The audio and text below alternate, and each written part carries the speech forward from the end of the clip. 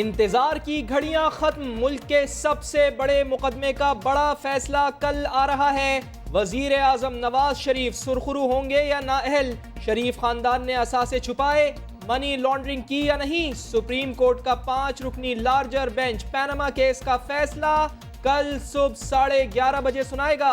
दरखास्त गुजार इमरान खान, शेख रशीद अहमद और सिराजुल हक पैनामा केस का फैसला सुनने खुद अदालत जाएंगे।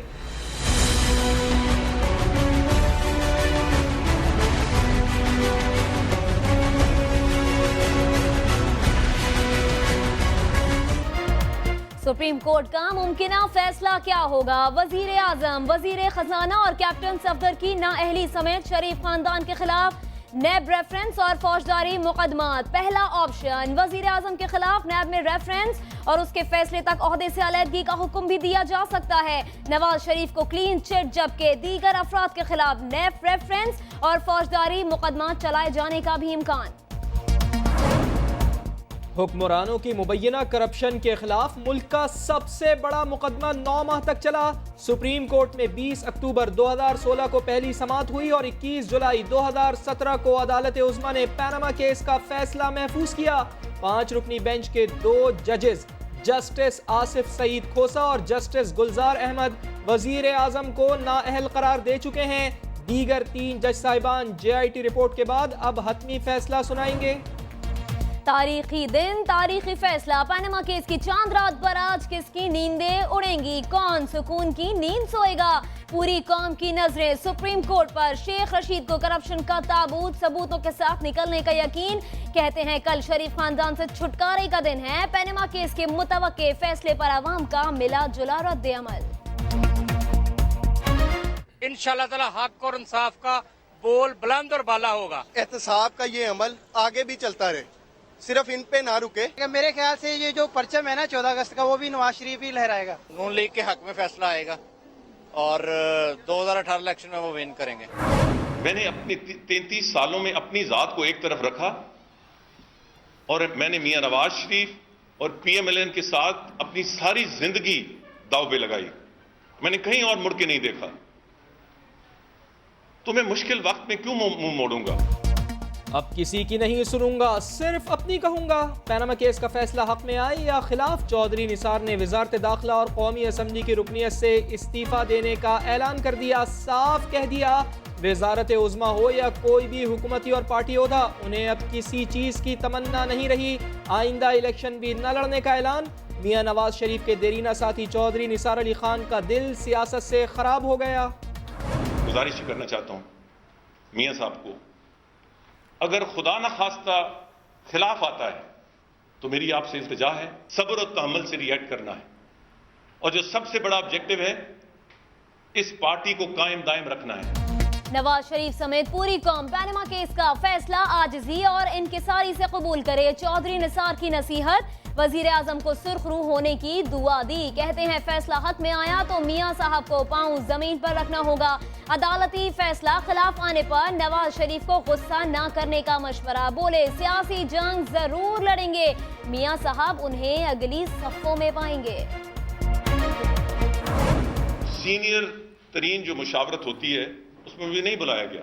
इसके अलावा मुझे किसी मीटिंग में नहीं बुलाया गया। बिन बुलाए मैं जाता नहीं हूं, कभी नहीं गया। मुश्किल तरीन वक्त आया तो पार्टी के अंदर साजिश होने लगी। मुस्लिम लीग नून के मुशावरती इजलास में नहीं बुलाना मेरी बेइज्जती थी। चौधरी निसार ने पार्टी को डॉन लीग्स का जिम्मेदार भी ठहरा दिया। कहते हैं वो बहुत गुनाहगार हैं मगर मुनाफिक नहीं। 1985 से नवाज शरीफ के साथ खड़ा हूं, नून लीग को भला कैसे छोड़ सकता हूं? लीगी रहनुमा ने यह भी वाजे कर दिया वो किसी आवारा ट्रेन के मुसाफिर नहीं। किसी ने कहा कि जी मैंने ट्रेन मिस कर दी है। भाई मैंने ट्रेन मिस नहीं की। शेख रशीद साहब, मैं किसी और ट्रेन का सवारी नहीं हूं। आपको दूसरी ट्रेनें मुबारक हों और मुझे इस बहस से बाहर रखें। पाकिस्तान शदीद खतरात में घिरा है और ये बात सिर्फ 4 लोग जानते हैं। चौधरी निसार ने खबरदार कर दिया। बोले मुल्क को घेरे में लिया जा रहा है, हम लड़ाई में मसरूफ हैं। ये लड़ाई जिसने भी शुरू की हमारे गले पड़ चुकी है। वजीर आजम इंतशार से बचते हुए अपना भी तहफ़्फ़ुज़ करें और मुल्क का भी। मैं उनको बहुत दफा कहता हूं, मियां साहब you are the luckiest person in the world.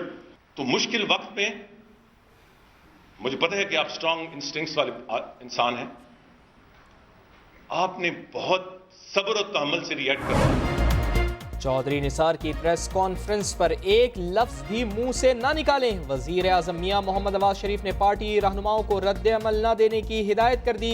वजीर आला पंजाब से मुलाकात में पार्टी मामला समेत अहम उमूर पर तबादला ख्याल। अल्लाह सुप्रीम कोर्ट को सबके साथ इंसाफ की तौफीक दे। जहांगीर तरीन नाअहली केस में चीफ जस्टिस के रिमांड। अदालत ने पीटीआई रहनुमा को ऑफशोर कंपनी से मुतालिक दस्तावेजात 10 दिन में जमा कराने की हिदायत कर दी। समाअत गैर मुअय्यना मुद्दत तक मुलतवी।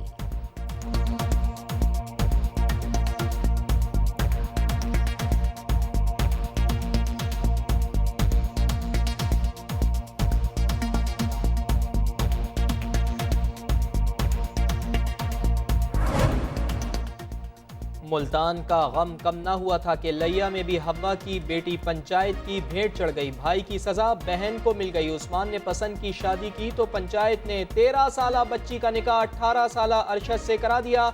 निकाह खां समेत 3 अफराद गिरफ्तार। वालिदैन और पंचायत के दीगर अफराद फरार।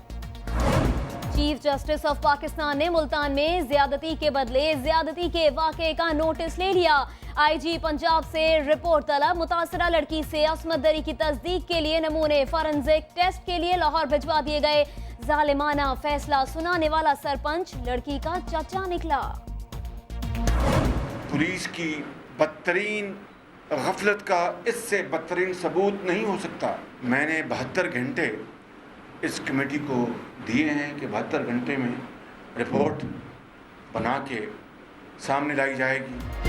इंसाफ होगा, जरूर होगा। वजीर आला पंजाब दादरसी के लिए मुल्तान जा पहुंचे।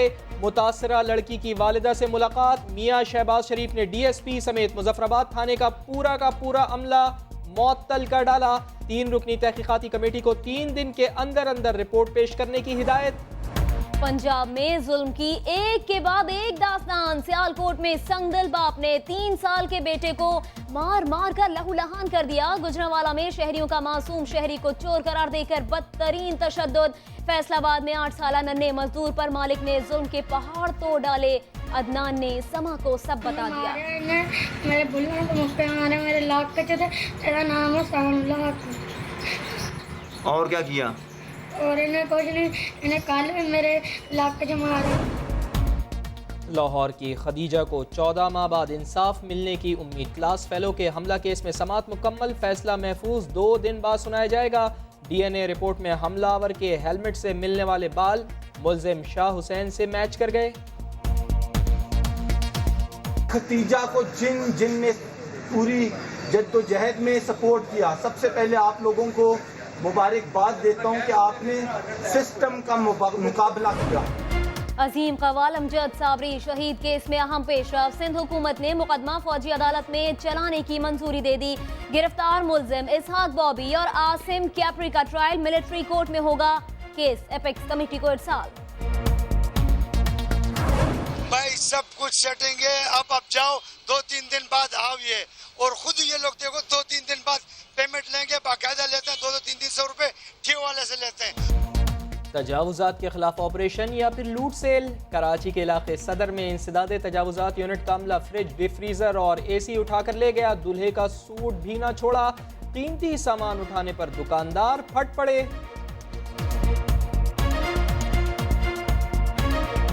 अगर आप इस्लामाबाद जाएं तो वहाँ इतनी भंग लगी हुई है, जंगली भंग बहुत है। सर हमारे यहाँ भंग को नशा कह दिया गया है। हालांकि जो सूफीज़म है उसमें भंग को ऐसी बूटी कहा जाता है जिसमें वो अपनी इबादत के लिए इस्तेमाल करते हैं। आपने कभी ट्राई किया है? मौका नहीं मिला कभी। कछुए और अंडों के बाद सिंध असेंबली में भंग की गूंज। अवामी नुमाइंदे अवामी मसाइल छोड़कर मनशियात पर बहस करते रहे। साबिर कायम खानी ने भंग को सूफी बूटी कहा। वजीर एक्साइज ने असेंबली फ्लोर पर भंग पीने की इजाजत दे दी। सर हा मां चरी आहियां, मां मञा थी, छो त जेको हक़ जी ॻाल्हि कंदो आहे हू चरियो ई हूंदो आहे। इन जमहूरियत में इमदाद पिताफी जहिड़ा गली सोच रखंदड़ माण्हू बची था वञनि। ॾिसो अहिड़ी ॾाढी सोच रखंदड़ माण्हू बची था वञनि।